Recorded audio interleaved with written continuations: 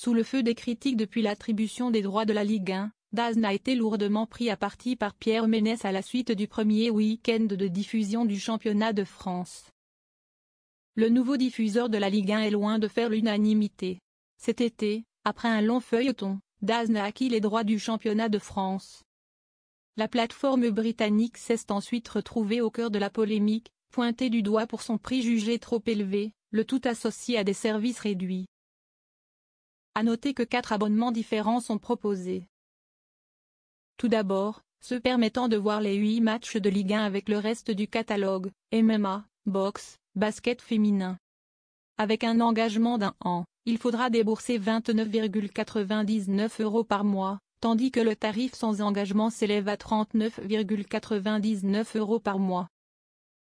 La plateforme a souhaité également proposer des abonnements à des tarifs moins élevés, qui permettront de voir un seul match par journée, qui sera une des rencontres programmées les samedis à 17 h. Avec un engagement d'1 an, cette formule coûtera 14,99 € par mois, tandis qu'elle s'élèvera à 19,99 € par mois sans engagement.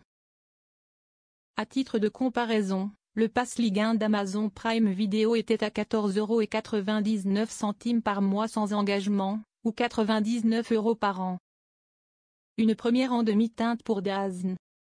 Le week-end dernier, DAZN diffusait pour la première fois la Ligue 1 à l'occasion de la première journée du championnat de France.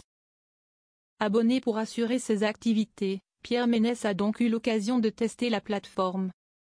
Et le résultat semble loin d'être satisfaisant. Être abonné à DAZN ne veut certainement pas dire être content de DAZN. Je peux même vous dire que ce premier week-end avec DAZN a été une souffrance, a lancé le consultant dans une vidéo publiée sur sa chaîne YouTube. L'image du match Le Havre-PSG était pour moi absolument dégueulasse, alors que j'ai une télé dernier cri. Mais vraiment dégueulasse. Par la suite, Pierre Ménès a exprimé ses regrets concernant certains choix faits par DAZN, qui ne propose pas de fonctionnalité pour suivre plusieurs matchs en même temps. À titre personnel, le fait qu'il n'y ait pas de multiplex, ça m'énerve, parce que je ne peux plus avoir une vue globale des 3 matchs. Il faut que je fasse mon propre multiplex en zappant avec un temps de latence de 20 secondes entre chaque chaîne, ce n'est pas non plus souhaitable. Quand je suis sur un match, je ne peux pas aller sur un autre. Pierre Ménès excédé par DAZN. Le spécialiste du ballon rond s'est également pris à la ligne éditoriale de DAZN. Je ne sais pas quel était le jeune enfant qui commentait le match Montpellier-Strasbourg, mais c'était catastrophique. En plus, il y a un parti pris de faire jeu on se tutoie, on fait les influenceurs, on est cool, c'est du foot cool. Non, ce n'est pas cool. Ce n'est pas ça que les gens demandent.